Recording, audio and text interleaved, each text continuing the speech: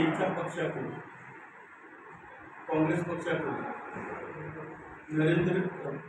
बंधू चव्हाण यांच्याकडून एकमेकांनी ठराव घेण्यात आला की तो खासदारकीचा उमेदवार राहावा आणि आमची पक्षाकडे मागणी होती की राष्ट्रवादी काँग्रेसकडून ही 2 वेळेस आदरणीय बापूसाहेब देशमुख मोर्तेकरांनी लढवलेली असल्यामुळे आम्ही प्रबलपणे दावा करत आहोत की ही राष्ट्रवादीला जागा सुटावी। त्या कारणास्तव आमचंही एक म्हणणं आहे की या माध्यमातून की बंधू चव्हाणलाही फायदा होईल, एक काँग्रेसचाही खासदार भेटेल आणि दुसरा राष्ट्रवादीचा खासदार भेटेल, राष्ट्रवादीचा आमदार भेटेल।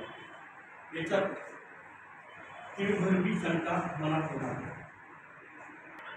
आम्ही ज्यावेळेस राष्ट्रवादी काँग्रेसमध्ये प्रवेश होतो त्यावेळेस काही बोलणं वगैरे काही कमेंट केलं नव्हतं, पण कैलासवासी वसंतराव साहेब गेल्यानंतर आणि लोकसभेची जागा रिकामी झाल्यामुळे तिथं बंधू चव्हाणचा प्रस्ताव काँग्रेस पक्षाकडून केल्यामुळे आम्ही आमच्या पक्षाला कळवलं की आपला दावा राष्ट्रवादी काँग्रेस पक्षाने केलं पाहिजे नायगावर आणि निश्चितप्रमाणे आमच्या पक्षानं त्या सरकारनं निर्णयासाठी त्यांनी तयारी केलेली आहे।